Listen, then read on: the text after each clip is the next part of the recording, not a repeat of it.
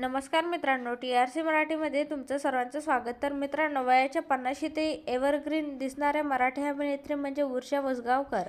त्यांच्या अभिनयामुळे त्यांना मराठीतल्या wonder girl असा टॅग दिला गेला आहे. त्यांनी एकेकाळी मराठी इंडस्ट्रीवर राज्य केलं. आताही वर्षा मराठी मालिकांमध्ये सक्रिय आहेत. त्या अनेक वर्षांपूर्वी दुनियादारी चित्रपटात दिसल्या होत्या.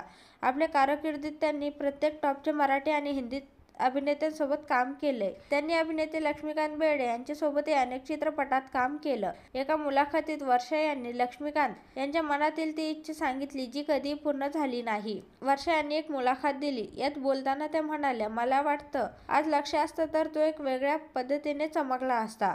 त्याचं अकाली निधन झालं असं म्हणेन मी. लक्ष्याबरोबर मी एक होता विदूषक हा चित्रपट केलेला.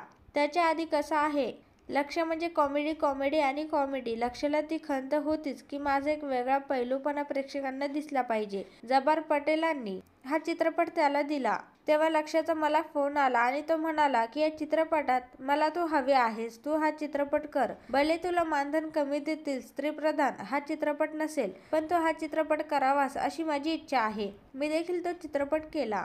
वर्षा पुढे म्हणाल्या, लक्ष्याने ज्या पद्धतीने त्यात काम केले ते मला खूपच टचिंग वाटलं.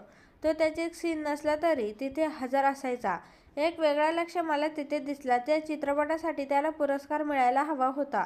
असं वाटलं की त्याने अवॉर्ड विनिंग परफॉर्मन्स केला होता, पण त्या वर्षीचा अवॉर्ड त्याला मिळाला नाही.